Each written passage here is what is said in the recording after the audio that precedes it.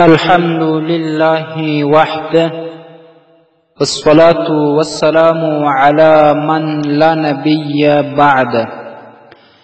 محترمو درنو قدرمندو ورونو او خويندو، ډیر ورونه یا ډیرې خويندې کله ناکله داسې یو وظیفه وغواړي چې د دوی واده نه یې شوی او غواړي چې په ډیر ښه ځای کې د دوی واده وشي او په لنډه موده کې اوسې په کلونو دوی انتظار کړی وي. نو د هغې دپاره یو وظیفه چې طب روحاني راخیستې ده او مونږ هغه په دعاء اليوم واللیله کې هم ذکر کړې ده. نو هغه به نن بیان کو چې ټولو مسلمانانو ورونو او خویندو ته ورسیږي. اولا خو دا خبره کوو چې دغه زنانو یا ورونه یا پلاران هغه سخته بې انصافه وي چې د خپلې لور دپاره دومره زیات ولور ایښی وي چې هغه بغیر د ډیرو شتمنو خلکو بل څوک د هغې وس و طاقت نه لري چې په نکاح یې واخلي. نو بس الله تبارک وتعالی داسې یو امتحان ورباندې راولي چې پېښور کې داسې یو واقعه شوې وه چې یو چا خپله لور په ډېر زیات ولور ورکول. اخیر هغه پاته شوه 45 کالو ته یې عمر رسېدلی و. نو د هغه وروسته به یې پلار خامخا توبه ایستلې وي د ډېر ولور څخه. د هغه نه بعد بیا د هغه جنۍ واده وشو. نو داسې زیات ولور د خپلې لور دپاره یا خور دپاره ایښودل چې مسکینان یا داسې ډېر شتمن خلک نه وي هغه یې وس نه لري، نو دا ډېره سخته بې انصافي ده او ظلم دی. حتی دغه مال خوړل دا د دې پلار دپاره د دې ورونو دپاره هیڅ جایزه هم نه ده چې د لور یا د خور ولور یا مهر خوري، بلکې دومره اندازه دې صرف ترې واخلي چې د دا جنۍ کور دوی پر غاړه اخلي، صرف او صرف د دې کور خرچه یا د واده یو څه ناڅه خرچه هغه به پر غاړه اخلي. د دې نه بغیر زیاتې روپۍ چې هغه یا د دې جنۍ پلار اخلي یا یو ورور اخلي هغه ورته جایز نه دي.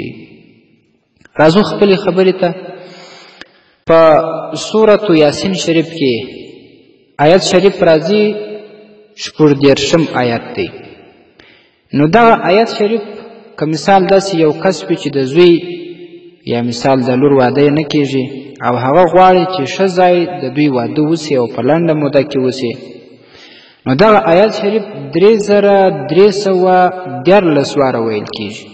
3314 واره. دا چې کله د ماخوستن لمونځ وسي او د هغه وروسته سنت وتر ادا شي، د دې وترو وروسته دا ویل کېږي. او د دې په سر کې او پای کې مثال چې کله یې شروع کوي نو 11 واره به درود شریف وایي، درود ابراهیمي کم چې موږ او تاسې په لمانځه کې وایو. بیا چې کله 3314 واره دغه آیت شریف ولوستی بیا به 11 واره درود شریف ووایي، بیا به دعا وکړي یا خپلې لور ته یا خپل زوی ته. او که چیرې مثال پلار یا مثال د دې هلک یا جنۍ مور یې نه ورته وایي یا هغه نه ورباندې خبروي، د هلک او جنۍ د خپل ځان دپاره هم ویلی سي، هېڅ مشکل بیا هم پکې نشته. خپل ځان ته دې بیا دعا وکړي. هغه آیت شریف دا دی: اعوذ بالله من الشیطان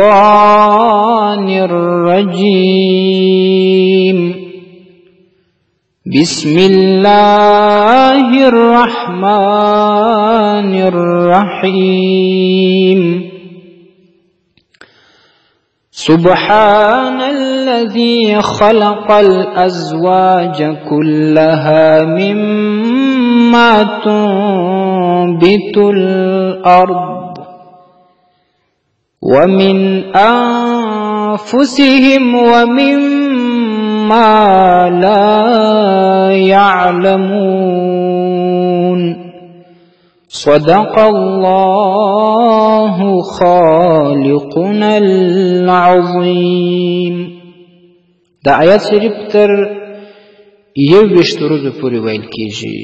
داسې دا وظیفه به 21 ورځې جاري ساتي، یعنی 21 ماخوستنه به دغه وظیفه دوی کوي. نو دا در سره جاري وساتي. الله تبارک وتعالی به ان شاء الله د دې په برکت باندې استاسې مراد حاصل کی. السلام علیکم ورحمت الله وبرکاته.